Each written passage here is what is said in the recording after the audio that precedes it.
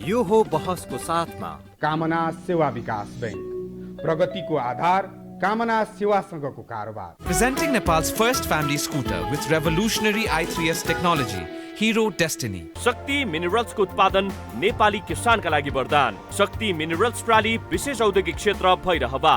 मङ्गल decor, गुर्जो मार्ग 4 खाल टिल्ली बजार काठमाडौँ।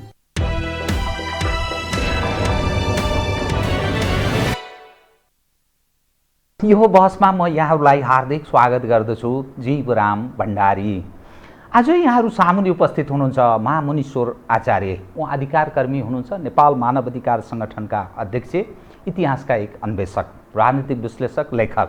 उहाँसँग आज म समग्र विषय उठान गर्ने प्रयत्न गर्नेछु। समग्र यसमानेमा उहाँ मानव अधिकार नेपाल मानव अधिकार सङ्गठनको अध्यक्षको हैसियतले वर्तमानको अवस्थामा नेपाली जनको मानव अधिकारको अवस्था, एक नम्बर 2 जुन राजनीतिक अन्यल र अस्थिरतातर्फ उन्मुख छ नेपालको राजनीति, अर्थात् त्यसको चरम रूप जस्तो देखा पर्दछ। यो हो के? यो समस्याको सर्जकको किन यस्तो भयो र यसका विकल्पहरू के छन्? के हुनु पर्थ्यो? के भइरहेको छ? दोस्रो, तेस्रो, समग्रमा जुन नेपाली जुन स्थितिबाट गुज्रदैछन्, जुन आशा गरेका थिए नेपालीले, भनिन्छ 70-80 वर्षदेखिको सपना संविधान सभा मार्फत संविधान जारी गर्ने, तत्पश्चात नेपाली जनको सारा समस्या सुल्झन्छ, सपना साकार हुन्छ। नेपाली जनले न्याय पनि एक हदमा यसकारण गरेका छन्, नेपालको राजनीतिमा त्यो इतिहासको त्यो कालखण्डदेखि निरन्तर क्रियाशील राजनीतिक दलका अगुवा नेताहरू उनीहरूलाई स्थापित पनि गरिदिएका छन्। उनीहरूले गरेको योगदानका आधारमा नेपाली जनले यथेष्ट स्थान पनि दिएका छन्। फलत नेपालको राजनीतिमा नेपाली काङ्ग्रेस लामो समय केन्द्रबिन्दुको रूपमा रह्यो र पछिल्लो अवस्था हेर्दा 62-63 को आन्दोलन पश्चात वामपन्थीहरू हाबी भए। वामपन्थी यसमानेमा वामपन्थीहरूले निरन्तर लामो समयदेखि 2 मुद्दालाई क्रमशः कठोरताका साथ उठाए। एक, हामी देशभक्त हौँ। दोस्रो, गरिब दिनदुखीका मसियाको रूपमा आफूलाई प्रस्तुत गरे। नेपाली काङ्ग्रेसले प्रजातान्त्रिक समाजवादको निरन्तर कुरा गर्यो। एक हदमा हेर्दा काङ्ग्रेस असफल हुनुको लाभ वामपन्थीहरूलाई प्राप्त भयो। तर के फरक देखियो त? यो लामो राजनीतिक अभ्यासले नेपाली जनले के पाए? यो एउटा प्रश्नवाचक चिन्हको रूपमा खडा भएको छ। महामुनीश्वर आचार्य यावत दृश्यको एउटा चश्मदीद गवाह पनि हुनुहुन्छ। उहाँ इतिहासको अन्वेषक पनि भएको हुनाले काङ्ग्रेसको बारेमा पनि उहाँले राम्रो बुझ्नु भएको छ। नेपालको लेफ्ट मुभमेन्टलाई नजिकबाट निहाल्नु पनि भएको छ। मानव अधिकारका एउटा अगुवासँग आज म समग्र विषय उठान गर्ने प्रयत्न गर्नेछु। सर्वप्रथम म उहाँलाई स्वागत गर्छु। स्वागत छ यहाँलाई। म अब सिधै कहाँ प्रवेश गर्न चाहेँ भने यहाँसँग कोभिड-19, यसबाट नेपाली जन थिलथिलो भएको झन्नै 1.5 वर्ष हुन लाग्यो। गरिब दिनदुखी बडा अप्ठ्यारो स्थितिबाट गुज्रिरहेका छन्। सुनिन्छ विभिन्न कतिपय डाटाहरूले के बताउँछ भने झन्नै 50 लाखभन्दा बढी मानिसहरू पूर्ण बेरोजगार या अर्ध बेरोजगार रहेको अवस्था छ यो पछिल्लो अवस्थामा, यो कोभिड-19 पश्चात। अनि ज्येष्ठ नागरिकहरू, बालबालिकाहरू, सडक बालबालिका र सिङ्गो त्यो आकाशलाई छाना मानेर बस्न बाध्य तमाम नागरिकहरूको अवस्था गए गुज्रेको छ। त्यो प्राथमिकतामा लोक कल्याणकारी राज्यको यो सरकारको शासक प्रशासकहरू त्यो प्राथमिकता परेको देखिँदैन। तपाईहरू मानव अधिकार कर्मी, तपाईँ त आफै एउटा महत्त्वपूर्ण जिम्मेवारीमा हुनुहुन्छ। नेपाल मानव अधिकार सङ्गठनको अध्यक्ष भएको नाताले यो स्थिति तपाईहरूसँग आएको सूचना अनुसार के स्थिति छ बताइदिनुहोस् त? मानव अधिकारको अवस्था कुन स्थितिमा छ? किन यसरी प्राथमिकता शून्यमा राज्य संयन्त्र र राजनीतिक दलका अगुवाहरूले राखे यो तमाम नागरिकलाई? कृपया म यहीँबाट सुरु गरेँ। जीवरामजी, एकदमै महत्त्वपूर्ण प्रश्न छ र धेरै ठुलो प्रश्न छ, सजिलै उत्तर नदिइने प्रश्न छ। यो करिब झन्डै 1.5 वर्ष भयो कोभिड। हामीले त यो सुनेका त थियौँ, तर यो रूपमा चाहिँ हामीलाई यो रूपमा नेपालमा आउला भन्ने त हामीले कहिले कल्पना पनि गरेनौँ। सायद यो सरकारले पनि गरेनौँ। तर यो एउटा रुवाखोकी फ्यामिली भनौँ न, कोरोना फ्यामिलीको एउटा अंश रहेछ र यो विश्वमा योभन्दा पहिला पनि आउने जाने क्रम रहेछ। तर यो पटक वात्तै आयो। अब यसलाई वैज्ञानिकहरूले नै जान्लान्, ठुला वैज्ञानिकहरूले जान्लान् यो कसरी उत्पत्ति भयो, कसरी फैलियो, त्यसको कारण के थियो, त्यो हामीले अहिले जान्न सक्दैनौँ। त्यो एकदम असाध्य विषय भएको छ। तर एउटा मानवाधिकारवादीका रूपमा हेर्दा हामीले प्राथमिक रूपमै सुरुमै के भन्नुपर्छ भने नेपालको संविधान छ। त्यो संविधानले के भनेको छ भने संविधानमा कतिपय हास्यास्पद प्रसङ्गहरू पनि छन्। प्रत्येक नेपाली नागरिकले स्वास्थ्य उपचारको अधिकार प्राप्त गरेको छ र त्यो राज्यको दायित्व हो र त्यो निःशुल्क हुन्छ भनेको छ। मौलिक हक अन्तर्गत राखिदिएको छ। क्लियर छ। बेसिक निड्सहरू सबै चिज। अब मौलिक हकमा अर्को के पनि भन्छ भने प्रत्येक नागरिकलाई रोजगारको अधिकार छ। कति हास्यास्पद छ, कसले रोजगार पाएको छ, लेखिँदैमा त पाउँदैन। संविधानमा जुन अधिकार प्रदत्त गरेको छ त्यो प्रत्याभूतका लागि सहज छैन। त्यो कहिलेकाहीँ त्यो एउटा हास्यास्पद जस्तो पनि हुन्छ। स्वास्थ्य उपचारकोमा पनि त्यही भएको छ। अनि UN डिक्लेरेसनले पनि के भन्छ भने स्वास्थ्य उपचार गर्ने मानिसको अधिकार छ भन्छ। WHO को चार्टरले पनि के भन्छ भने मान्छेले स्वास्थ्य उपचार गर्न पाउँछ र त्यो मूलतः राज्यको दायित्वभित्र पर्छ भन्छ। तर पनि राज्यले कति दायित्व निर्वाह गर्न सक्छ भन्ने कुरो त त्यो राज्यको मूल कुर्सीमा बसेको मान्छेले के बोल्छ भन्ने मात्र निर्धारण गर्दैन। राज्य कति क्यापेबल छ, राज्यको क्यापेसिटी जबसम्म बढ्दैन त्यो बेलासम्म संविधानमा लेखेर त हुँदैन। कोभिडको हकमा पनि त्यही नै भयो। जस्तै कोभिडको इन्जेक्सन उपचार गरियो, सेनिटाइजर लगा भनियो, मान्छेहरूलाई एउटा सामान्य उपचार पद्धति अपनाइयो। देशभरका हस्पिटलहरूमा ओहोर दोहोर अक्सिजन अपुग, त्यसको दौड अक्सिजनको आयात, सिलिन्डरको आयात, एउटा त्यो क्राइसिसमा एउटा सङ्क्रमण जस्तो अवस्थामा राज्यले व्यवस्थापन त गर्यो। तर पनि अन्तिममा आजको मितिमा आएर राज्यसँग के दायित्व आइपर्यो भने प्रत्येक नागरिकले खोप नलाएसम्म त्यो सुरक्षित हुँदैन भन्नेमा गएर स्वास्थ्य क्षेत्र अड्कियो, राज्य त्यहीँ अड्कियो। तर कुरा कहाँनिर छ भने त्यो खोपको आयात हो। भारतलाई पैसा दिएको पनि ल्याइदिएन। चीनमा राष्ट्रपतिले भनेपछि 10 लाख आयो, पहिलाको 10 लाख थियो, अब केही खरिद भएर आउँदैछ। तर के भयो, सुरुमै हाम्रो देशका नागरिकहरूले चाहिँ खोप लाउन त सुरु गरे। तर विश्वका ठुला देशहरूले लगाइसक्दा पनि यहाँ चाहिँ त्यो स्पिड लगाउने स्पिड बढ्न सकेन। भनेपछि राज्यको खोप खरिद र त्यसको व्यवस्थापन, वितरण, सन्तुलनमा राज्य गम्भीरतापूर्वक चुकेको छ। त्यहाँ त्रुटि नै त्रुटि भएको छ। अब त्यो प्रधानमन्त्रीलाई भन्ने कि त्यो स्वास्थ्य मन्त्रालयलाई भन्ने कि त्यो सिङ्गो स्टेटको जिम्मेवारी हो, त्यो चाहिँ हामी जस्ता साथीहरू सबैले सोच्ने विषय हो। अब तपाईँ यो एउटा पक्ष छ। दोस्रो, मैले जुन सडक बालबालिकाको कुरा गरेँ, सिनियर सिटिजनहरूको कन्तबिजोगको कुरा गरेँ, जो बेरोजगार हुन बाध्य जो आम नागरिकहरूको अवस्थाको कुरा गरेँ, विभिन्न पेसाकर्मीहरू त्यो सङ्कटको अवस्थाबाट गुज्रेका छन्। एज एउटा तपाईँ मानव अधिकार कर्मी, त्यसको अगुवाको नाताले यो विषयलाई सम्बोधन कसरी गरिनु पर्थ्यो र तपाईँहरूको क्षेत्रबाट आवाज के तपाईँहरूले के काम गर्नु? होइन, सम्बोधन कसरी गरिनु पर्थ्यो भन्ने विषय महत्त्वपूर्ण भएन। राज्यसँग सम्बोधन गर्ने क्षमतै भएन। त्यो क्षमता कसरी हुन्छ भने हाम्रो गृहस्थ उत्पादन, हाम्रो नेसनल इन्कम, हाम्रो पर क्यापिटा, हाम्रो आर्थिक वृद्धि दर यसले निर्धारण गर्दो रहेछ। राज्यसँग चाहना भएर मात्रै हुँदो रहेनछ। जस्तै युरोपका वृद्धाश्रमहरू जति थिए ती त सारा खाली भए। बुढाबुढीहरू को उ भयो, दुःखद निधन भयो। अनि बालबच्चाहरूलाई अब तेस्रो चरणले बालबच्चालाई प्रभाव पार्छ भनेको छ। कसरी त्यसको कसरी भविष्यवाणी गरेका हुन् त्यो पनि उनीहरू नै जानुन्। अब सडक बालबालिका तिनीहरू त समस्यामा पर्ने नै भए। होमलेसहरू अहिले यहाँ नेपालमा त होमलेसको प्रब्लम कम नि, विश्वभरि त सडकमा बस्ने मान्छेहरू घरबार नभएका, एकदम ठुला शरीर भएका, सडकमै खाने त्यो वर्ग छ। मूल सबैभन्दा बढी प्रभावित त वृद्ध बुढाबुढी भए, किनकि उनीहरूको उमेर। अर्को प्रभावित को भए? जो कुनै एउटा ठुलो रोगले सङ्क्रमित छ, क्यान्सर होस्, किडनी ट्रान्सप्लान्ट होस्, सुगर होस्, ब्लड प्रेसर होस्, कुनै एउटा रोग अलरेडी भएको मान्छे, एकदम ठुलो शरीर भएको मान्छे अथवा अत्यन्त दुब्लो पातलो मान्छे, एउटा असामान्य मान्छेलाई त्यो प्रभाव परेको छ। बच्चाबच्चीलाई त पर्छ भनिएकै छ, सडकमा बस्नेहरूलाई त त्यसको प्रभाव पर्ने नै भयो। यिनको व्यवस्थापनका लागि राज्यले कुनै ठुलो लगानी, कुनै ठुलो व्यवस्थापन, कुनै ठुलो चिन्ता प्रकट गरे जस्तो मलाई लाग्दैन।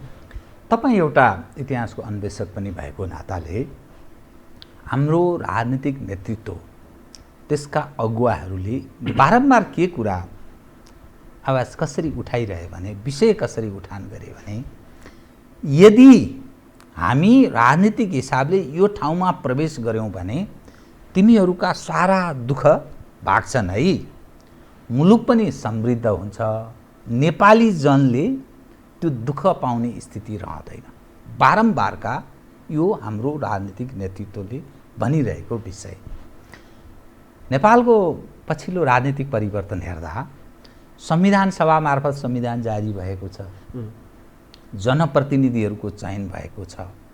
62-63 देखि अहिलेसम्म मात्रै हेर्ने हो भने 15-16-17 वर्ष भएछ राजनीतिक परिवर्तन भएको, र जसलाई हामी डेमोक्रेसी भनिरहेका छौँ त्यो 31-32 वर्ष लगभग भएछ, 46 सालदेखिको परिवर्तनको स्थिति हेर्दा।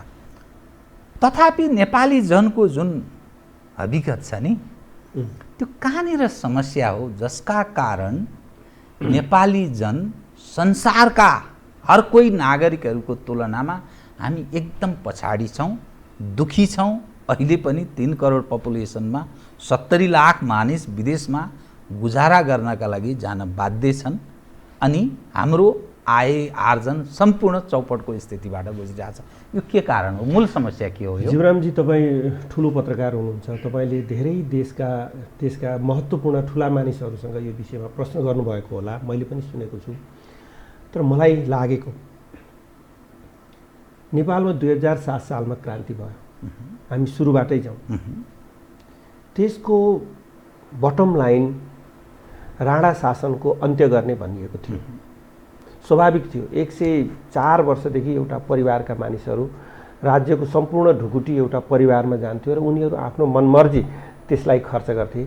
राज्यको कोष भन्ने हुँदैन थियो, त्यसको नियन्त्रण भन्ने हुँदैन थियो, त्यसको सन्तुलन भन्ने हुँदैन थियो, वितरण प्रणाली भन्ने त तपाईँ कल्पनै नगर्नुहोस्। एउटा मुखियाले प्रदेशहरू, क्षेत्र, देश, राज्यको ढुकुटी व्यक्तिको नाममा थियो, त्यहाँभन्दा बढी कुनै थिएन। तर 2007 सालको क्रान्ति त भयो, तर क्रान्ति सकिने बित्तिकै हाम्रा नेताहरूले के भुल्यो भने क्रान्ति हामीले कसरी गऱ्यौँ भन्ने नै भुले। राजा पनि गएर दिल्ली नै बस्नु भएको थियो, बिपी कोइराला पनि दिल्ली नै बस्नु भएको थियो, राणाहरूको सम्बन्ध पनि अङ्ग्रेजहरूसँगै थियो, बिस्तारै नेहरूहरूसँग विस्तार भएको थियो। गणेशराज शर्माले हिमाल पाक्षिकमा, त्यो बेला पाक्षिक थियो, हिमालमा लेख्नु भएको छ, बिपी कोइरालाले नेहरूसँग भेट्दा के भन्नुभएको छ भने म अब नेपालमा सत्याग्रह गर्छु भन्नुभएको छ।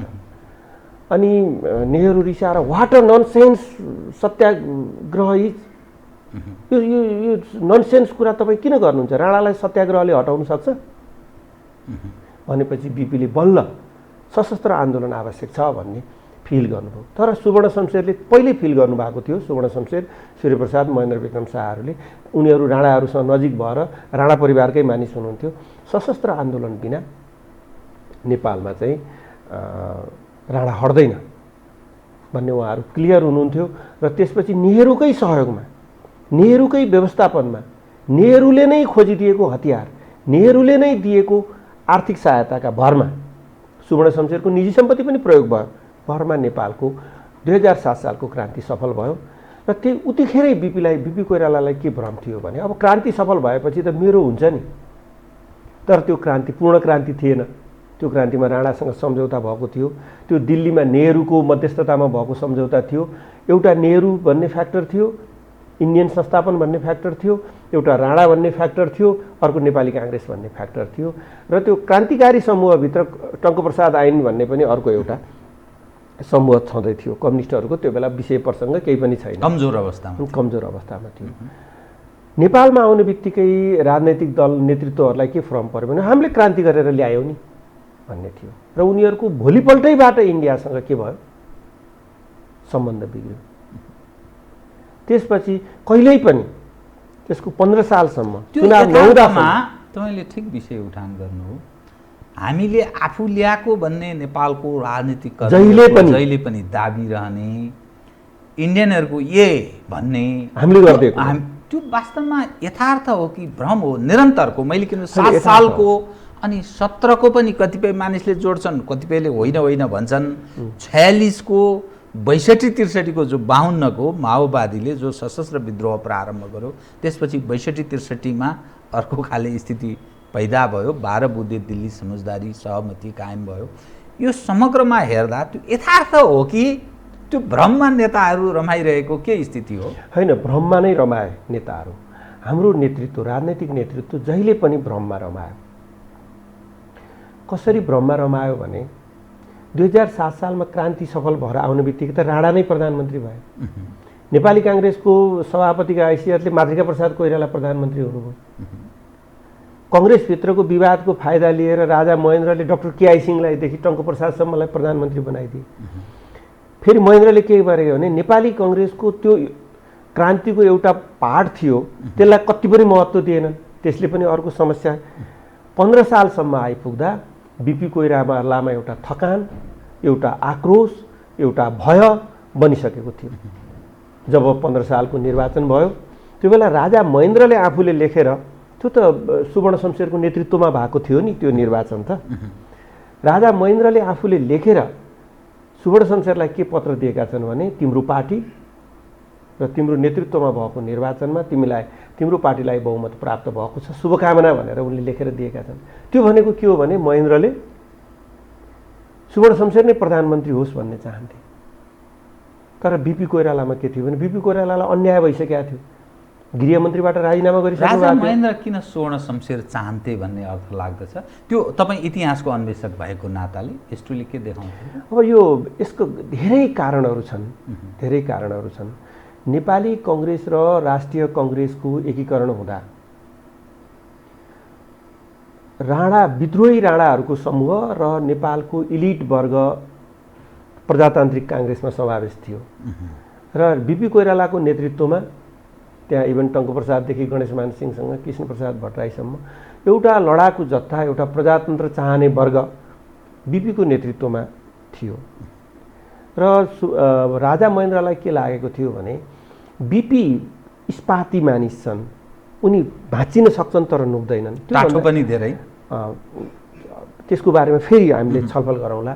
तर सुवर्ण शमशेरमा एउटा इलिट को चरित्र पनि छ, उनी राणा हुन् र उनी चाहिँ राणा र शाहहरूको त एउटा सम्बन्ध पनि त छ नि, एउटा आपसमा विद्रोह पनि छ र सम्बन्ध पनि छ र मिलेर काम गर्न सक्छन् भन्ने महेन्द्रमा परेको थियो। भारतको पनि सायद बिपी कोइरालालाई बनाउनुहुन्न भन्ने नै थियो।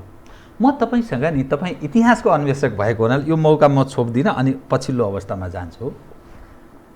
नेपालका कतिपय मानिसहरू काङ्ग्रेसको जन्म र उदय, त्यो भारत पोषित पालित अखिल भारतीय नेपाली राष्ट्रिय काङ्ग्रेस, सायद यो नाम यही नै थियो, म अलिकति दायाँ बायाँ हुनसक्छ, राष्ट्रिय देवी प्रसाद सापकोटा।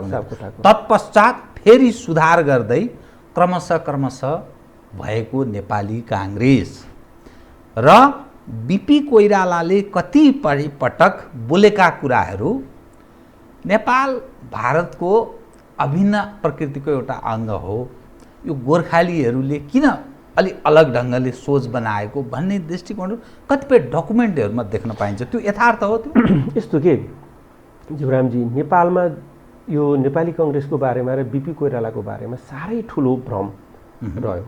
यहाँले भन्नुभयो देवी प्रसाद सापकोटाको कङ्ग्रेस बन्दा अखिल भारतीय भन्ने शब्द प्रयोगै भएको छ होइन। अखिल भनेको चाहिँ आम भने जस्तो हो कि, अखिल भनेको कुनै अल भने जस्तो, आम भने जस्तो हो, त्यसको कुनै विशेष अर्थ छैन। देवी प्रसाद सापकोटाको कङ्ग्रेस गठन हुँदा बिपी कोइराला हुनुहुन्न, त्यसमा किसुनजी हुनुहुन्छ। बिपी कोइराला त हल्का कम्युनिस्ट छाया परेको थियो उहाँमा। क्विट इन्डिया मुभमेन्ट, ब्रिटिस भगाउ अभियानमा उहाँ जेल पनि पर्नु भएको थियो। त्यसमा चाहिँ सूर्यप्रसाद उपाध्याय नि पर्नु भएको थियो। त्यसमा मनमोहन अधिकारी पनि थुप्रै नेपालीहरू पर्नु भएको थियो र त्यही अभियानमा योगी नरहरिनाथ पनि जेल पर्नु भएको थियो। धेरै नेपालीहरूको योगदान छ अङ्ग्रेजबाट हटाऊ अभियानमा। बीपीको आफ्नो तागतले गठन भएको कङ्ग्रेस भनेको राष्ट्रिय कङ्ग्रेस हो र प्रजातन्त्र कङ्ग्रेस चाहिँ त्यसको किन प्रजातन्त्र कङ्ग्रेस गठन हुनु पर्यो र राष्ट्रिय कङ्ग्रेस एक्लैले किन क्रान्ति गर्न सकेन भन्ने त्यसको एउटा लामो परिभाषा छ। दिल्ली रमणहरू दिल्ली रमण रेग्मी त सुरुमै राष्ट्रिय कङ्ग्रेसमै हुनुहुन्छ र त्यसको ठुलो उ छ यो हाम्रो यो छोटो 50 मिनटमा हामी त्यो गर्न सक्दैनौँ। बीपी कोइरालाको बारेमा एउटा सधैँ भ्रम के रह्यो भने बीपी कोइरालाको बारेमा कहिल्यै पनि चित्रण भएन। बीपी कोइरालालाई गणेशराज शर्माजीले पनि गर्नु भएन त्यो जो उहाँले प्रयत्न गणेशराज शर्माजीको दृष्टिकोण दोषपूर्ण छ। कसरी दोषपूर्ण छ भने बीपी कोइराला मात्रै महान हुनुहुन्थ्यो भन्नुहुन्छ उहाँ। बीपी कोइराला र राजा मिलेपछि यो देशमा सबै समस्याको समाधान हुन्छ भन्नुहुन्छ उहाँ। उहाँ भारतमा मात्रै समस्या देख्नुहुन्छ। उहाँले भनेको उहाँको सोच सधैँ त्रुटिपूर्ण छ। हुन त उहाँ त्यति ठुलो विद्वान होइन, उहाँको विरोधहरू गरेनन् पनि मान्छेहरूले। उहाँले सूर्यप्रसाद उपाध्याय भन्दा डाक्टर तुलसीगिरी ठिक थियो भनेर पनि भन्न भ्याउनुभयो। र गणेशराजजीको बारेमा भन्नुपर्दा म एउटा प्रसङ्ग तपाईँलाई भन्न चाहन्छु। मोहन विक्रम सिंहले जेलमा बसेर त्यति गहन ग्रन्थहरू कसरी निकाल्न सके, कसरी सूचना पाए? इन्टरनेट थिएन त्यो बेला, कम्प्युटर थिएन, कसरी लेखे? यो प्रश्नको जवाब दिने मान्छे पनि अहिले हामीसँग छैन। के सन्दर्भमा मोहन विक्रम सिंहले कुन लेखे? मैले त्यही उसको गणेशराज शर्माको विषयमा भन्न चाहेँ। त्यो भएर गणेशराज शर्मा के हुनुहुन्थ्यो भन्ने कुरा क्लियर नभई गएको छ। उहाँका दस्तावेजहरू छन्, ती दस्तावेजहरू अहिले पनि अप्रकाशित छन्, ती प्रकाशित हुन आवश्यक छ। नेपालको राष्ट्रियताको आन्दोलनमा उहाँको योगदान छ, तर नेपाली काङ्ग्रेसभित्रको राजनीतिको कुरा गर्दा उहाँ अत्यन्त बायस हुनुहुन्छ। उहाँले नेपाली काङ्ग्रेसमा बीपी कोइराला बाहेक अरू फ्याक्टरहरू पनि छ र तिनको पनि सम्मान हुनुपर्छ भन्नेमा उहाँ कहिल्यै पनि जानुभएको छैन। त्यो भएर उहाँलाई मैले त्यो उहाँको विश्लेषण त्रुटिपूर्ण छ भन्ने मलाई सधैँ लाग्छ। म एक विषय फेरि पछि तपाईँ इतिहासको एउटा लेखक त्यो बुझेकी व्यक्ति भएको हुनाले तपाईँले 4 जना व्यक्तिको नाम लिनुभयो। स्वर्ण शमशेर, महेन्द्र विक्रम शाह, अनि सूर्य प्रसादजी अनि बीपी कोइराला है। काङ्ग्रेसको राजनीतिमा पछिल्लो समयमा कोइरालाहरूको निरन्तर पकड, अरू पक्ष छायामा। मैले सुनेअनुसार सूर्य प्रसाद त्यस्तो एउटा व्यक्ति हुनुहुन्थ्यो जसको ठुलो व्यक्तित्व थियो। उहाँ मात्रै नेपालको एउटा यस्तो व्यक्ति, उहाँ र राजा महेन्द्र, मैले सुनेअनुसार इन्दिरा गान्धी जो सिटिङ प्राइम मिनिस्टरलाई इन्दु भन्ने हैसियत राख्नुहुन्थ्यो, उहाँहरू 2 जना चाहिँ भनेर मैले सुनेको। तर त्यो खालको व्यक्ति नेपालको राजनीतिमा, खास गरी काङ्ग्रेसमा, चाहे सूर्य प्रसाद भन्नुहोस्, चाहे स्वर्ण शमशेर भन्नुहोस्, चाहे महेन्द्र विक्रमका कुरा गर्नुहोस्, यी यावत मानिसहरू किन सफाया भए? यस्तो यहाँले भने जस्तो महेन्द्रले इन्दु भनेको मैले इतिहासमा पाएको छैन, तर सूर्य प्रसाद उपाध्यायले इन्दु तुम भनेर लेखेका पत्रहरू चाहिँ हामीहरूसँग छन्। यो के छ भने नेपालको प्रजातान्त्रिक आन्दोलनको इतिहासमा मातृका प्रसाद कोइरालाको बहिर्गमनपछि आज मातृका प्रसाद कोइरालाको कसैले नाम लिन चाहन्न, तर प्रजातान्त्रिक आन्दोलनको 2007 सालको आन्दोलनको उहाँ कमान्डर हो। उहाँको नेतृत्वमा त्यो आन्दोलन सफल भएको थियो। तर त्यसको सैन्य र त्यसको आर्थिक पाटो, अर्थ राजनीति र सैन्य राजनीतिको पाटो चाहिँ सुवर्ण शमशेरले हेर्नुहुन्थ्यो। तर त्यो कमान्ड लिएको मातृका प्रसाद कोइरालाले हो र मातृका प्रसाद कोइरालाले यो देशै समाप्त पार्ने गरी ठुलो घात पनि केही गर्नु भएको छैन। तर उहाँको नाम आज उहाँमाथि ठुलो अन्याय भएको छ र त्यो पञ्चायतभित्र पनि भयो। पञ्चायतले पनि उहाँ राजालाई समर्थन गर्नुभयो, राजाले पनि उनलाई कहिल्यै न्याय गरेनन्। राजाले पनि त्यत्रो क्रान्तिको नेतृत्व गरेको मान्छेलाई अमेरिकाको राजदूत बन भनेर दबाब दिए, बन्न लगाए। राजाहरूले कहिल्यै पनि जनतालाई न्याय गर्न सकेनन्। जसको परिणाम आज उनीहरू पनि एउटा कुनामा पर्नु विधावादी भएर बसेका छन्। बीपी कोइरालाको बारेमा म पहिला भन्न चाहन्छु, बीपी कोइराला अद्भुत चमत्कारिक म्याग्नेटिक, मैले लेखहरूमा पनि लेखेको छु, मेरो पुस्तकहरूमा पनि लेखेको छु, त्यस्तो मान्छे रेयर जन्मदैन। उहाँको त्यो शरीर, सुन्दर काया, अग्लो चम्किलो छाला भएको, ठुला आँखा भएको, एउटा अद्भुत हामीले पुराणहरूमा कल्पना गरेको मानिस जस्तो, हात हल्लाउँदा पनि एउटा ठुलो समुदायलाई प्रभावित गर्न सक्ने, बोलेपछि कुनै मान्छेलाई तत्क्षण प्रभाव पार्न सक्ने, कसैलाई आक्रमण गर्न सक्ने, पछाडि हट्न सक्ने, कसैलाई आश्वासन दिन सक्ने, कसैका विरुद्ध बोल्न सक्ने र एउटा बहुप्रतिभाशाली, एउटा तीव्र गतिशील मानिस हुनुहुन्थ्यो। गतिशीलता उहाँको जीवनको अभिन्न अङ्ग हो। तीनटा नेताहरू दक्षिण एसियाका, माओ, बीपी कोइराला र नेहरू, यो तीनटाको कम्पेरेटिभ स्टडी गर्न आवश्यक छ र सीके प्रसाईजीले यसको स्टडी पनि गर्नुभएको छ, खानपिनदेखि लिएर अरू धेरै व्यवहारसम्म। जस्तै नेहरू यति ठुलो विद्वान हुनुहुन्थ्यो, यति धेरै पुस्तकहरू लेख्नुभयो र त्यत्रो परिवर्तन अङ्ग्रेजलाई छोडेर जाँदाको 15 वर्ष नेहरूले त्यत्रो भारत, त्यत्रो अप्ठ्यारो देश, विभिन्न टुक्रै टुक्रा भएको देश, त्यसमा पनि सरदार पटेल जस्तो चाहिँ आइरन पर्सनालिटी भएको मान्छेसँग उहाँले जुन स्थायित्व कायम गर्नुभयो 15-16 वर्ष, त्यसले त्यो नै भारतको सबैभन्दा ठुलो जग थियो। त्यति हुँदाहुँदै पनि उहाँ ठुलो परिवर्तनको संवाहक, चेतनाको संवाहक, उहाँ ठुलो विद्वान, उहाँ ठुलो नेता हुँदाहुँदै पनि उहाँले भारतलाई अभूतपूर्व चमत्कारिक विकास गर्न सक्नु भएन। बीपी कोइराला एउटा अद्भुत चमत्कारिक मानिस हुनुहुन्थ्यो। उहाँ एकदम राम्रो प्रवचन दिन सक्नुहुन्थ्यो, आश्वासन दिन सक्नुहुन्थ्यो। उहाँको अगाडि मान्छेहरू लोमहर्षकमा देख्ने बित्तिकै, बोल्ने बित्तिकै एउटा सम्मोहन शक्ति भएको मानिस हुनुहुन्थ्यो। उहाँ चेतनाको संवाहक, परिवर्तनको संवाहक, एउटा ठुलो नेतृत्व गर्न सक्नुहुन्थ्यो। तर उहाँले नेपालमा स्थायित्व दिन त सक्नु भएन नि, विकास दिन त सक्नु भएन नि। तर माओ यी दुईटै नेता सर पढ्नु भएको थिएन नि। तर उहाँले अकल्पनीय, अकारण माओ बनेनन्। उहाँको लङ मार्च, माओको बेइजिङ टु खासा रेल आउँछ भन्दा सब मानिसहरू हाँसे। तर आयो नि, अहिले त बुलेट ट्रेन पनि आउँदैछ नि त।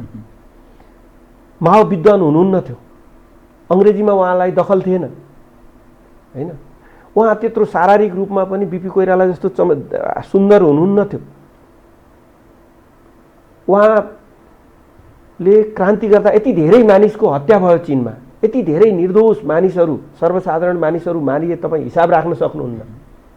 लाखौँको कुरा, लाखौँ लाख मानिसहरू मरे। तर पनि माओको क्यारेक्टर के थियो भने उहाँको निर्माता, बिल्डर क्यारेक्टर थियो। त्यो बिल्डर क्यारेक्टर बीपी कोइरालामा पनि थिएन र नेहरूमा पनि थिएन। त्यो भएर हामीलाई बीपी कोइरालाको हातमा सत्ता आयो 2015 सालमा। उहाँ यो बीपी कोइरालाको चाहिँ जस्तो तपाईँले नै प्रशंसा गर्नुभयो, त्यो अलि बढी गर्नुभयो कि जस्तो लाग्छ मलाई, किनभने बीपीमा त्यो खालको प्रतिभा भएको भए यो कन्तबिजोगमा काङ्ग्रेस 17 सालमा एकैछिनमा मर्याकमुरुक भएर सिद्धिने काङ्ग्रेस कहाँ हुन्थ्यो र। तर जुन यो तीनजना नेताको म कुरा गर्दै सूर्य प्रसादजी, स्वर्ण शमशेर र महेन्द्र विक्रम शाह, उहाँहरू किन छायामा, उहाँहरूको सन्ततिको पनि उपस्थिति छैन। अहिले पनि कोइरालाहरू त्यो हाबी छ काङ्ग्रेसको। म सिद्ध्याउँछु, महेन्द्र विक्रम शाहको यो स्तरमा कुरा उठेन। नेपालको बिग फोर भन्ने, मातृका प्रसादको बहिर्गमनपछि बिग फोर बीपी कोइराला, सुवर्ण शमशेर, गणेशमान सिंह र सूर्यप्रसाद उपाध्याय बिग फोर भनिन्थ्यो। त्यो बेला चीनमा पनि बिग फोर भन्ने थियो हैन, एकदम कथित बिग फोर, अत्यन्त शक्तिशाली। बीपी कोइराला त्यति अद्भुत हुँदाहुँदै पनि बीपी कोइरालामा जहिले पनि एउटा भ्रम थियो। त्यो भ्रम कृष्णप्रसाद भट्टराईमा थिएन, सूर्यप्रसाद उपाध्यायमा थिएन र राजा महेन्द्रमा थिएन। कृष्णप्रसाद भट्टराई इन्डियामै जन्मनुभयो, उहीँ हुर्कनुभयो, उहीँ पढ्नुभयो। जब नेपाल फर्कनुभयो उहाँले भारत राम्रोसँग बुझ्नु भएको थियो, फर्केर पनि जानु भएन, फर्केर पनि जानु। सूर्यप्रसाद उपाध्याय, उहाँको भारतमा साह्रै राम्रो सम्बन्ध थियो। उहाँ 2 वर्ष जेल पर्नु भएको छ अङ्ग्रेज हटाऊ अभियानमा, र उहाँको रफी अहमद किदवाईसँग बेस्ट रिलेसन थियो। उहाँको घरमा अटल बिहारी वाजपेयी आएर उहाँको घरमा चिया खानुहुन्थ्यो। इन्दिरा गान्धी आफै उहाँको घरमा आउनुहुन्थ्यो। उहाँ हस्पिटलमा उपचार गर्दा यो बेडमा उहाँ बस्नुभएको छ, यहाँ इन्दिरा गान्धी आफै बसेर उपचारको जानकारी लिन्थिन्।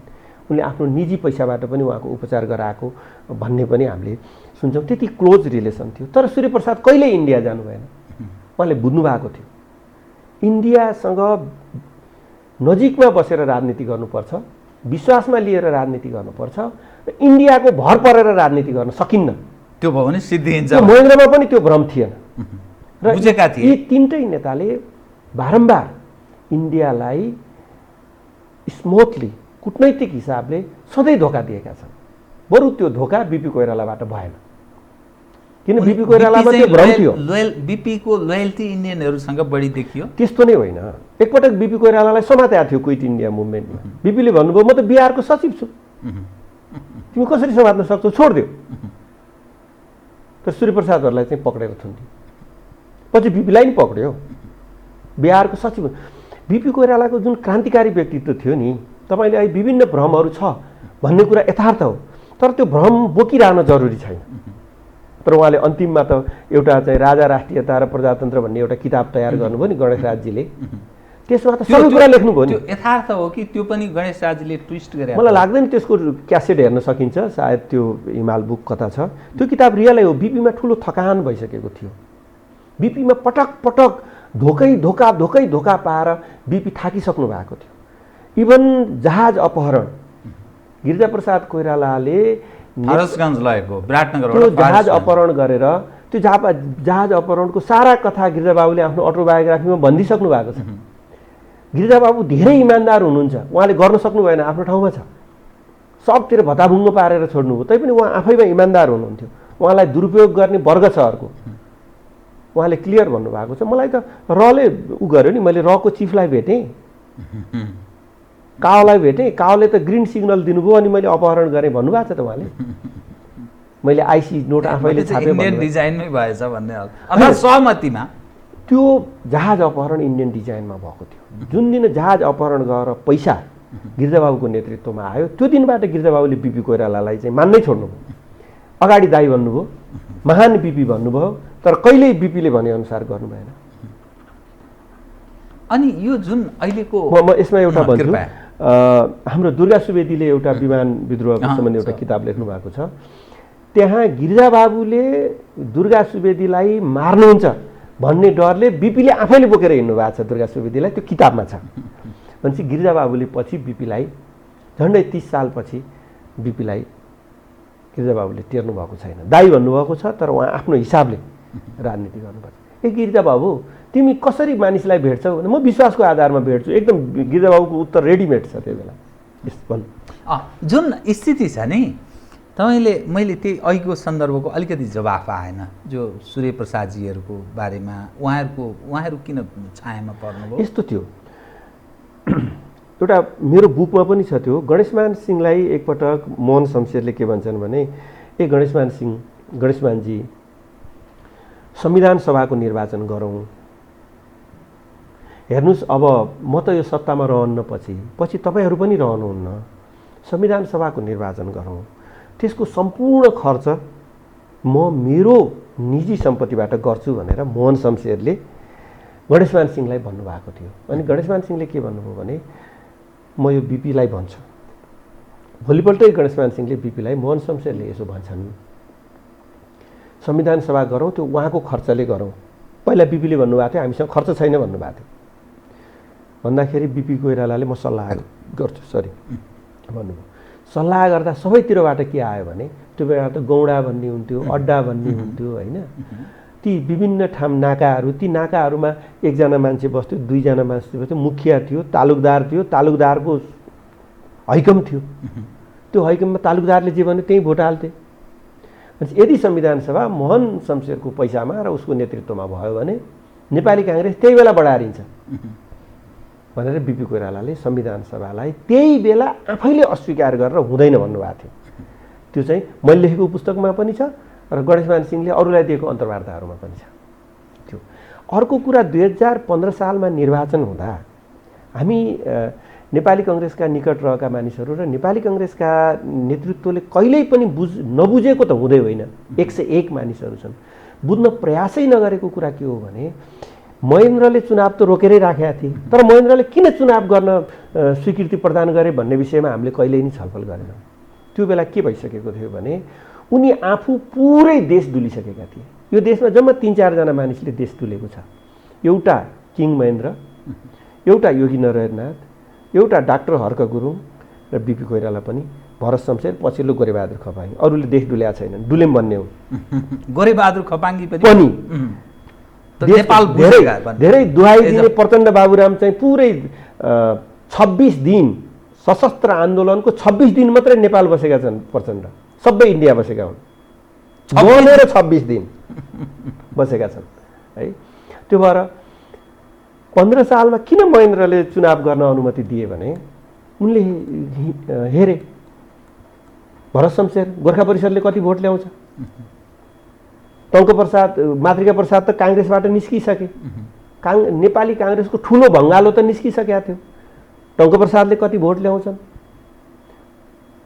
कम्युनिस्टहरूले कति भोट ल्याउँछन्, ऋषिकेश शाहहरूले कति भोट ल्याउँछन्, डाक्टर दिल्ली रमण रेग्मीहरूले कति भोट ल्याउँछन्, बागी विद्रोहीले कति भोट ल्याउँछन् भनेर त्यो पुरै हिसाब गर्दा नेपाली काङ्ग्रेसले 35-36% भन्दा भोट ल्याउन्न भन्ने राजा महेन्द्रको पुरा क्याल्कुलेसन भएर चुनाव गर्न दिएको। बाँकी जम्मै तर कसरी 2/3 बहुमत? 2/3 यस्तो 2/3 सिट 37% जनमत। जनमत चाहिँ ठ्याक्कै 37%।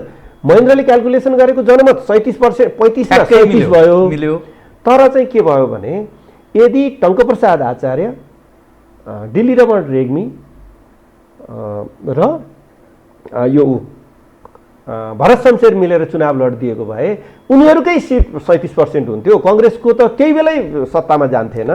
भनेपछि नेपाली काङ्ग्रेस त्यस बेलादेखि 30-35 देखि आजसम्म त्यही अवस्थामै रहेछ होइन त, निरन्तर त्यही रहेछ। मैले एकपटक केही समय अगाडि उसलाई भेटेँ, नेपाली काङ्ग्रेसका महामन्त्री शशाङ्क कोइरालालाई भेटेँ र सभापति आदरणीय शेरबहादुर देउपालाई नि भेटेँ। दुवैजनालाई मैले के भने नेपाली काङ्ग्रेस सालाखाला 36% को पार्टी हो, 36% जनमत भएको पार्टी हो। अलोकप्रिय हुँदा 32-33 मा पनि होइन, त्यो गिरिजाबाबु पछि आफ्टर गिरिजाबाबु, त्यो गिरिजाबाबुले संविधान सभा, गिरिजाबाबुको पालामा त के भयो त्यो अब वर्णन गरेर पनि साध्य छैन। तपाईहरुले किन नेपाली काङ्ग्रेसलाई हामी ठुलो लार्जेस्ट पार्टी बनाउँछौँ र जनमतका आधारमा पनि 40% कटाएर 40, 42, 45% को ठुलो पार्टी बनाउँछौँ भनेर किन भन्नुहुन्न? कमसेकम तपाईहरुको नारामा 45% को पार्टी, एउटा सोशलिस्ट पार्टी, एउटा नेसनलिस्ट पार्टी र एउटा विकासवादी पार्टीको रूपमा चित्रण गर्न किन पछाडी पर्नुहुन्छ? तर उहाँहरू कहिल्यै पनि कुनै नेपाली काङ्ग्रेसको नेताले म 36% को पार्टीलाई 42% को पार्टी बनाउँछु भनेर भनेको सुनेको छैन। तर आज नेकपा एमाले भनेको त 28-29% को पार्टी हो नि। खड्का ओलीले तथा कथित राष्ट्रवादले त्यो त अहिले 34% भएको छ। काङ्ग्रेस भन्दा 50,000 मत बढी छ, 50,000 मत बढी छ। अनि त्यो राजाका मान्छेले पनि त्यतै हाल्यो होला। फेरि राजाको नाममा राष्ट्रियता, कथित राष्ट्रियता के त देखिसक्यो। ओली पपुलर त भएकै हुन्। हामीले रिसाए पनि खुसाए पनि ओलीले 34% जनमत त ल्याएका हुन्, एमालेले कहिले ल्याएकै थिएन। अनि पार्टी एकीकरण भएर नेकपा माओवादी पनि जाँदा, माओवादी केन्द्र जाँदा त त्यो त 48% को पार्टी छ नि। नभूतो नविवेश्यति भारतको गठबन्धनै 42-43 कति % को छ। म तपाईसँग एउटा उदाहरण सहित डाक्टर सुधीन्द्र शर्मा, उहाँहरू एउटा सर्वे गर्नुहुन्छ, रिसर्च राम्रो काम पनि गरिरहनु भएको छ। उहाँहरूले गरेको पछिल्लो सर्वे अनुसार नेपालको राजनीतिमा प्रतिशतको हिसाबले हेर्दा नेपाली काङ्ग्रेस एज अ होलमा 25 देखि 30% को, अर्थात् त्यो हाराहारीमा काङ्ग्रेसको अवस्था, अथवा डेमोक्रेटहरू समग्रमा जोड्दा अझ त्योभन्दा प्लसमा जाने। एक नम्बर 2 लिबरल प्रकृतिको कम्युनिस्ट जस्तै एमाले चरित्र, त्यो झन्डै 25 को हाराहारीको प्रतिशतको उपस्थिति नेपालको राजनीतिमा। रेडिकल कम्युनिस्ट जसले आफूलाई झन्डै 10% को हाराहारीमा उभ्याएको स्थिति देखिन्छ। अनि परम्परागत कन्जर्भेटिभ भन्छ नि होइन, जस्तो हिन्दू राष्ट्रको कुरा गर्ने, राज संस्थाको कुरा गर्ने, त्यो परम्परा नेपालीपनलाई कन्जर्भ गर्नुपर्छ, संरक्षण गर्नुपर्छ है भन्ने दृष्टिकोण राख्ने, त्यो झन्डै 15%को। यसरी उहाँहरूले जो सर्वे गर्नुभएको छ त्यो हेर्दाखेरि नेपालको राजनीतिमा तीनवटा शक्ति आन्तरिक राजनीतिमा छ, दुई शक्ति मिल्दा तेस्रो शक्ति समाप्त हुन्छ भन्ने अर्थ लाग्दछ। रेडिकल कम्युनिस्ट हौँ भन्ने र अलिकति उदार प्रकृतिका कम्युनिस्ट, त्यो जोड्दाखेरि काङ्ग्रेसभन्दा ठुलो सङ्ख्या देखा पर्दछ। यो समग्र स्थिति हेर्दा नेपालको राजनीतिमा वामपक्ष हावी हुँदै गएको, एकपछि अर्को शक्तिशाली हुँदै गएको अर्थ लाग्दछ र वामपन्थ तागतले अर्को शक्तिसँग हात मिलायो भने पनि काङ्ग्रेस सकिन्छ, काङ्ग्रेसले वामपन्थीसँग हात मिलाउँदा अर्को शक्ति समाप्त भएको त्यो दृश्य देखा पर्दछ नेपालको राजनीतिमा। यो दृश्य हेर्दाखेरि कुनै पनि बेला त्यो कुनै तागत कसैसँग मिलेर अर्को राजनीतिक कदम चाल्न सक्ने सम्भावना तपाईँ देख्नुहुन्छ? एकदम उहाँको डेटासँग म सहमत छैन, विश्लेषणसँग म सहमत छु। डेटालाई म अहिले यहीँ त अब त्यो असहमति जाहेर गर्छु। किन जाहेर गर्छु भने नेपालमा पहिला नेपालको कम्युनिस्ट आन्दोलनबारेको अर्को भ्रम पनि मेटाउन जरुरी छ। एउटा नेपाली कङ्ग्रेस 35-36%, यो देशमा डेमोक्रेट भन्नेहरू, यहाँले भने जस्तो डेमोक्रेट भन्नेहरूको मत नट मोर देन 40%, छँदै छैन। 30 देखि 35 को उहाँहरूको पनि क्याल्कुलेसन छ, तर त्यो अहिलेको डेटा कङ्ग्रेसको डेटा मिल्दैन उहाँहरूको। अनि अर्को कम्युनिस्टहरूको त त्यही खाले पर्सेन्ट छ। कम्युनिस्टहरू नेपालमा 50% कम्युनिस्ट हौँ भन्नेहरू, कम्युनिस्टलाई मत दिनेहरू तथा कथित कङ्ग्रेसका रिसले बरु कम्युनिस्ट ठिक भन्नेहरूको सङ्ख्या 51% छ। अर्थात् बहुमत छ, स्पष्ट बहुमत छ कम्युनिस्टहरूको। र अर्को दक्षिणपन्थी तागत, कहिले त्यसलाई राजा भन्ला, कहिले त्यसलाई यो देशै हामीलाई चाहिन्न भन्ला, कहिले यो देश विभाजन गर्नुपर्छ भन्ला, कसैले कहिले यो देश धर्मको नाममा अप्ठ्यारो पारम्ला, कहिले प्रदेशको कहिलेको भेगको नाममा अप्ठ्यारो पारम्ला भन्ने एउटा डरलाग्दो वर्ग 15% छ। त्यो भएर मेन कुरा के भने यो देशमा लोकतन्त्रवादीहरू नै अल्पमतमा भएको देश हो यो। हामी कहिल्यै पनि लोकतन्त्रवाद सबै ल्याएको चाहिँ फेरि यो लोकतन्त्र भने हैन, अल्पमतमा ल्याएको ठिक छ। हामीले के भुल्नु हुँदैन भने अहिलेको जुन संविधान, नेपालको संविधान 2072 सालमा जारी भएको छ, यसको बेस भनेको 12 बुँदे हो। 12 बुँदे यसमा झल्क्यो भनेर तपाईँ दुःख नमान्नु। हाम्रो सबै नेताहरू गएर दिल्लीमा गएर यस भनेपछि 12 बुँदेको बटम लाइनबाट यो संविधान बनेको छ। तुम शरण यस भने तुम शरणम हैन, तुम शरण होइन, नेपाली नेताहरूको पनि उ थियो। र पछि इन्डियन नेताहरूले हामीले गरिदिएको, प्रचण्डलाई हामीले पालेको, माओवादी विद्रोह हामीले सञ्चालन गरिदिएको भने उनीहरूले त्यो उनीहरूको ठाउँमा छ। क्लियर के हो भने डेमोक्रेटहरू अल्पमतमा छन्। यो संविधान चाहिँ 12 बुँदेको बेसमा बनेको हो र यसमा हामीले कहीँ शङ्का गर्नु पर्दैन। यो संविधान ठिक छ, यो संविधानै अब परिष्कृत हुँदै संशोधन हुँदै अगाडि बढ्नुपर्छ। म तपाईँले यहाँ उठाइरहेको कम्युनिस्टहरूको बारेमा सहमतिमा कि संशोधन भनेको 2/3 बहुमत, सहमति भन्दा पनि सहमति बिना त संशोधन हुन सक्दैन, 2/3 कसैको छैन। संविधान सम्मत नै संविधान सम्मत कुरा संशोधन हुन सक्दैन। तर यहाँ संविधानको बाहेक जस्तै खिलराजलाई बनाइयो त्यो एकदम कुनै लोकतान्त्रिक कन्ट्रीमा हुँदैन, कुनै संविधानले त्यो स्वीकार गर्दैन। अहिले सर्वोच्चमा जुन चलखेल भएको छ त्यो कुनै संवैधानिक चलखेल छैन। अहिले पनि खिलराजलाई सम्झँदैछन् मानिसहरू, अहिले पनि सायद त्यो ऊ होला। एकछिन फेरि हामी पहिलेकैमा जाउँ। नेपालको कम्युनिस्टहरूको बारेमा नेपालमा 2-3 थरी कम्युनिस्टहरू छन्। एकपटक बिपी कोइरालालाई सुब्रमण्यम स्वामीले सोध्नु भएको थियो, नेपालका कम्युनिस्टहरूको खबर के छ बिपी? अनि बिपीले भन्नुभयो, कुन कम्युनिस्टको कुरा गर्नुहुँदै हुन्छ तपाईँ? होइन, नेपालका कम्युनिस्टको कुरा गरेको मैले। होइन, तपाईँले कुन कम्युनिस्टको? राजाले हुर्काएको कम्युनिस्टको कुरा कि भारतले हुर्काएको कम्युनिस्टको कुरा कि आफै कम्युनिस्ट हुँ भन्नेको कुरा कि रुसले हुर्काएको कुन कम्युनिस्टको कुरा गर्दै हुनुहुन्छ भनेर बिपीले सुब्रमण्यम स्वामीसँग, त्यत्रो ठुलो होइन, त्यत्रो त एकदम भारतका नेताहरूमा सायद ऊ जति विद्वान चाहिँ शशि थरूर पनि सायद है, उहाँले बिपीको प्रसङ्ग सुब्रमण्यम स्वामी। नेपालको कम्युनिस्टहरूको बारेमा के भ्रम राख्नु हुँदैन भने नेपाली काङ्ग्रेस, मैले रिसर्च गरेको एउटा पुस्तकमा शैलेन्द्र प्रसाद उपाध्यायले के भन्नुभएको छ भने मलाई पूर्व परराष्ट्र मन्त्री के भन्नुभएको छ भने नेपाली कङ्ग्रेस राष्ट्रिय कङ्ग्रेस र प्रजातान्त्रिक कङ्ग्रेस एकीकरण हुनका लागि बिपी कोइराला र सूर्यबाबुको एउटा गोप्य भेटघाट थियो। त्यो गोप्य भेटघाट राणाले थाहा पाए। राणाले थाहा पाएपछि त्यो सूचना हामीसम्म आयो र म बिपी कोइराला र सूर्यबाबु भेट्ने कोठाको आडको कोठामा गएर म र एकजना साथी गएर उहाँहरूको सबै संवाद सुन्यौँ। तर उहाँहरू दुइटै कति माथिल्लो स्तरको विद्वान हुँदो रहेछ। मैले 80% बुझिनँ भन्नुभएको छ। त्यो मैले लेखेको पुस्तकमा पनि त्यो प्रसङ्ग उहाँकै उसमा समावेश गरिदिएको छु। नेपाली काङ्ग्रेस गठन भइसकेपछि आत्तिएर हतारिएर राणाहरूले नै चाँडो काङ्ग्रेसको विरोध गर्ने एउटा शक्ति गठन गर्न पर्यो भनेर एउटा चाहिँ पूर्णबहादुर एमए भन्ने एकजना चाहिँ इतिहासको बहुत ठुलो पात्र हुनुहुन्थ्यो। उहाँलाई हतारमा पठाएर गठन भएको छ र राणाहरूले त्यो नरबहादुर कर्मचारीलाई किन राखेको भनेर सोधेका छन्। सोद्धाखेरि सरकारहरूले तुरुन्त गठन गर्ने भन्दा त जस्तो मान्छे नि पर्छ नि भनेर पूर्णबहादुर एमएलले लेख्नु भएको छ। राणालाई उत्तर दिनुभएको छ र त्यो उहाँको अटोबायोग्राफीमा छ। एकछिन एउटा कुरा, अब त्यो कम्युनिस्टले 2000 राणाहरूले स्थापना गरिदिएको हो कम्युनिस्टहरू, त्यसो भए तर त्यो मान्दैनन् उनीहरूले।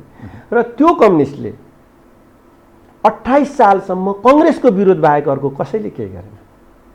36 सालमा त पहेँलोमा मतदान गरे हो नि नेपालका कम्युनिस्टहरूले। त्यो त स्पष्ट देखिन्छ नि हैन। उनीहरूलाई चाहिँ लाल मण्डले भन्ने चलन पनि थियो, पञ्चहरूले नै भन्थे त्यो हैन। अनि त्यति गरिसकेपछि राजा महेन्द्रलाई के फिल भयो भने यो धुरी, यो त्यान्द्रो, पुष्पलालको त्यान्द्रोले कङ्ग्रेसको विरोध गर्न सक्दैन, तागत छैन भनिसकेपछि उनीहरूले एउटा अर्कै कम्युनिस्ट पार्टी चाहिन्छ भनेर एकदमै ठुलो तयारीका साथ नेकपा माले भन्ने जन्माइएको हो। एक दिन एउटा प्रोग्राममा म थिएँ, सिपी मैनाली हुनुहुन्थ्यो, अरू कम्युनिस्ट नेताहरू थिए। मैले सिपी त संस्थापक महासचिव उसको, मैले सिपीलाई त्यही प्रश्न गरेँ। सिपी दाजु भन्छु म, सिपी दाजु तपाईँले झापा विद्रोह चाहिँ कुन त्यान्द्रोले गरेको? एमबी समूह हो कि पिएल समूह हो कि कुन समूह हो? टिएल समूह हो कि कुन समूहको नेतृत्वमा गयो? उहाँले भन्नुभयो म भन्न सक्दिनँ। झापा विद्रोह कसले गर्यो भन्ने नै अज्ञात छ।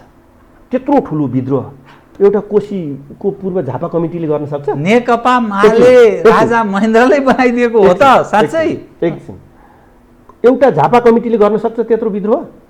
अनि नेकपा माले भित्र फेरि 3 थरी मानिसहरू छन्।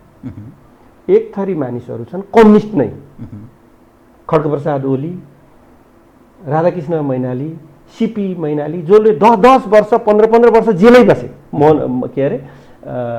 मोहनचन्द्र जस्ता मान्छेहरू जेल बस्नु कसैलाई रहर हुन्छ? कुनै गुप्तचर एजेन्ट सोझै 15 वर्ष जेल त बस्दैन नि रहरले। 1 वर्ष बस्ला, 6 महिना बस्ला। जो सक्कली कम्युनिस्ट थियो नेकपा मालेभित्र त्यो जेलै पर्यो। नक्कली चाहिँ को? नक्कली चाहिँ भनेको भूमिगत भनेको छ। बर्दिया राष्ट्रिय निकुञ्जमा चाहिँ कतिवटा चाहिँ बाघ बिरालो छ, कण्ठ छ हैन। अनि भूमिगत बसेको कण्ठ हुन्न। भूमिगत भनेको अञ्चलाधीशको मान्छे हो।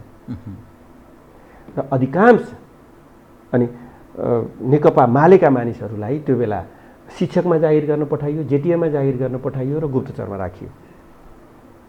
त्यसरी सेट भयो। अनि अब अर्को छ एकदम महान कम्युनिस्ट नेताहरू जसले आफूलाई चाहिँ जनपक्षीय भने। जनपक्षीय भनेको चाहिँ एउटा चाहिँ त्यही पार्टीको एउटा नेता जेलमा छ, त्यही पार्टीको अर्को नेता काठमाडौँमा भाषण गर्दा कहिल्यै पक्राउ पर्दैन, कहिल्यै 4 वर्ष जेल बस्दैन।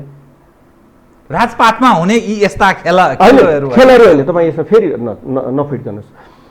त्यो ती मान्छेहरू चाहिँ वेस्ट मिसनरीका थिए। एउटा वेस्ट मिसनरीका, एउटा नेपालको आन्तरिक मिसनरीका, एउटा रियल कम्युनिस्ट। र अहिलेको नेकपा एमाले भित्रको विवाद पनि यो 3 मिसनरीको विवाद हो। खड्का ओलीलाई खेदिनुको पछाडि पनि त्यही मिसनरी हो। खड्का ओली त कम्युनिस्टै हुन्। अब अहिले कामरेको हामीलाई मन परेन नि, जे पनि बोल्ने, तुरुन्त रेलको टिकट काटेर पानी जहाज चढेर कलकत्ता जाने जस्ता कुरा हो नि, चित्त नबुझेको। मत त उनले ल्याएका हुन्, 14 वर्ष जेल त परेकै हुन्। भूमिगत त भूमिगत हो नि त, दाल भात खाएर बाहिर डुलेरै बसेको हो नि त। त्यो भएर यो कम्युनिस्ट चाहिँ मजबुत छ। नेकपा माले भन्ने भाजपाको एउटा आरएसएस जस्तो एउटा नेटवर्कको कुनै टावर नेताले बनाएको पार्टी होइन नेकपा एमाले। साना साना व्यक्तिहरूको नेता सानो छ यहाँ, तर यसको गठबन्धन भन्नुहोस्, यसको जालो भन्नुहोस्, यो कमिटी सिस्टममा अडेको पार्टी छ। त्यो भएर सजिलै यत्रो ठुलो खड्गप्रसाद ओलीले यत्रो वितण्डा गर्दा पनि त्यो पार्टी के छ, आज पनि मजबुत छ। यत्रो ठुलो राष्ट्रिय अन्तर्राष्ट्रिय शक्तिले दबाउँदा पनि त्यो पार्टी के छ, त्यो पार्टी टिकेको छ। म तपाईसँग त्यो चाहिँ अहिले तपाईँले भनेका अमुक शक्तिले निर्माण गरेको मजबुत किल्ला जस्तो बनेको छ। त्यो किल्लासँग नेपाली काङ्ग्रेसको यो वर्तमान नेतृत्वले फेस गर्ला जस्तो मलाई लाग्दैन। अस्ति त मलाई एउटा प्रतिस्पर्धा गर्न सक्दैन। अस्ति त अचम्म के लाग्यो भने 3टा नेताका छोराहरूले हामी 3जना मिल्यौँ, हाम्रो एउटा चाहिँ हामी 3 बाबुका 3 छोरा मिलेर हामी एकदम तयार भयौँ भन्ने वक्तव्य जस्तो एकदम टेलिभिजन समाचारमा आउँछ। अनि त्यो भनेको चाहिँ के हो, यो देशमा राजालाई विधावादी गरेर तिमीले देश एकीकरण गरेका होलान् तिम्रा पुर्खाले, तर तिम्रो उपादेयता सकियो भनिसके। भनेपछि विरासत भन्ने कुरो 21औं शताब्दीमा हुन्न। तागतले, क्षमताले, योग्यताले प्रतिस्पर्धी भएर मात्रै नेतृत्वमा जान सकिन्छ। म तपाईसँग अब बिट मार्ने विषय उठान गर्छु, मसँग समय धेर भएन। जुन अवस्थामा नेपालको राजनीति अवस्थामा यस मानेमा अन्यल छ, तरल अवस्था छ, के हो भन्ने अवस्था छ। काङ्ग्रेस र एकाले कम्युनिस्ट हौँ भन्नेहरू मोर्चा कसेर हिँडेका छन्। केपी शर्मा ओलीजी अलिक फलक ढङ्गले हिँड्नुभएको छ। मधेस केन्द्रित एउटा पक्षले ओलीजीलाई साथ दिएको छ, कता कता कमल थापाको पनि साथ छ जस्तो अर्थ लाग्दछ। जुन ढङ्गले ध्रुवीकृत भएको छ नेपालको राजनीतिको पछिल्लो अवस्था, यसले ल्याउने परिणाम कहाँ पुगेर यसको अन्त्य हुन सक्छ? जीवरामजी, अब यो सोझै उत्तर दिन नमिल्ने विषय पर्यो। पहिला हाम्रो स्थिर परराष्ट्र नीति कहिल्यै पनि भएन। चीनसँगको हाम्रो सम्बन्ध के हो, भारतसँगको हाम्रो सम्बन्ध के हो, भारतले नेपालसँग चाहेको के हो। जुन दिनसम्म हामी यो 3टा विषयमा स्पष्ट नीति बनाउन सक्दैनौँ, तबसम्म यहाँ कहिल्यै स्थिर। भारत के रिथिङ गर्दैछ नेपाल नीतिमा भन्ने अर्थ लाग्छ पछिल्लो घटनाक्रमसँगै। 12 बुद्धे उसको पहलमा, सहयोगमा या कृपामा जुन ढङ्गले जसरी होस् भयो, तत्पश्चातको अवस्था त्यस बेला हुँदा यो खाले शासक पक्ष थियो भारतमा, अहिले त्यो अर्को पक्ष छ। के रिथिङ गर्न लागेको हो? भारतले रिथिङ कति पटक कुन विषयमा गर्छ? मैले भारतको रका 3टा प्रमुखहरूका पुस्तकहरू, अटोबायोग्राफी, एउटा आरके यादवजीले लेखेको एउटा पुस्तक भर्खर नेपालीमा पनि आएको छ, अत्यन्त महत्त्वपूर्ण छन्। त्यहाँ तिब्बतको हिस्ट्री पनि छ। त्यहाँ एउटा प्याराग्राफमा के लेखिएको छ भने नेपालको बारेमा, नेपालका नदीहरू, हामी नदीहरूको बारेमा एउटा भ्रम हटाउनुपर्छ। नेपालका नदीहरूमा भविष्यमा डेमै डेम बन्ने छन् र त्यो डेमको पानी सबै लिफ्टिङ गरेर चीनले लैजान्छ भनेर त्यहाँ लेखेको छ। भारतको त्रास हामीले सोचेभन्दा अकल्पनीय त्रास नेपालसँग छ। त्यसका लागि भारतको अहिले साबिक नीति रिथिङ 12 बुँदेमा गरेर हुन्न। मलाई लाग्छ 12 बुँदे भारतको हितमा थियो कि भारत बाहेक अरूको हितमा थियो, त्यो भारतले सोचिसक्यो होला।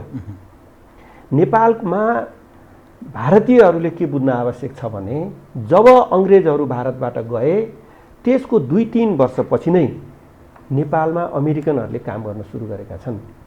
जस्तै औलो उन्मूलन, चितवनको प्लटिङ, त्यही बेला 2-4 हजार अमेरिकन मानिसहरू एउटा मिसन यहाँ काम गर्थ्यो र नेपालको शिक्षा, नेपालको चेतना, नेपालको विकास, नेपालको प्लानिङ, यी सारा कुराहरूमा युरोप अमेरिकाले योगदान दिँदै आएको छ। अर्थात् उनीहरूको पकड गाउँ तहमा प्रवेश गरेको छ। पुरै ठाउँ उनीहरूको पकड छ। भारतको पकड त्यो छैन। भारत घट्दै गयो, कमजोर हुँदै गयो। भारतको पकड हिजो पनि थिएन, आज पनि। जुन बेला नेहरूले 2007 सालको क्रान्ति गर्न सहयोग गरे त्यो फेजमा थियो।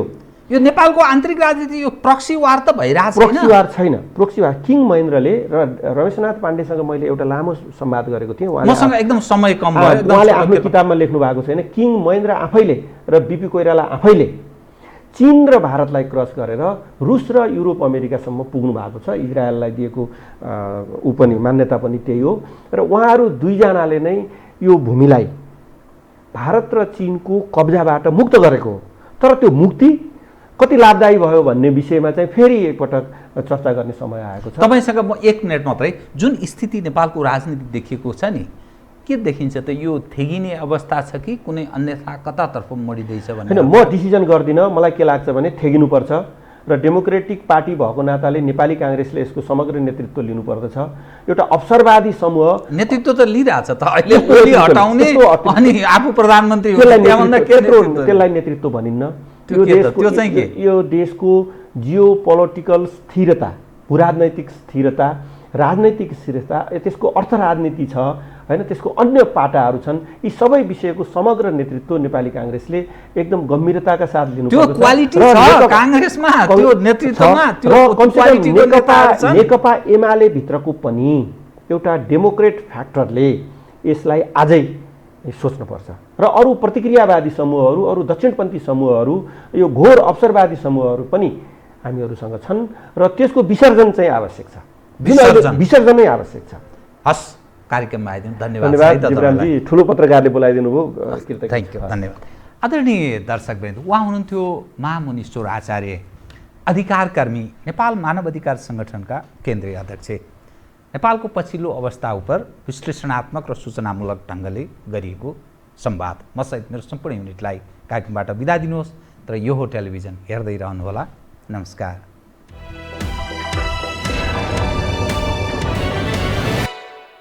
यो हो बहसको साथमा कामना सेवा विकास बैंक, प्रगतिको आधार कामना सेवासँगको कारोबार। Presenting Nepal's first family scooter with revolutionary i3s technology, Hero Destiny. शक्ति मिनरल्सको उत्पादन नेपाली किसानका लागि वरदान। शक्ति मिनरल्स प्रणाली विशेष औद्योगिक क्षेत्र भैरहवा। मङ्गल डेकोर, गुर्जुमार्ग 4 खाल टिल्ली बजार काठमाडौँ।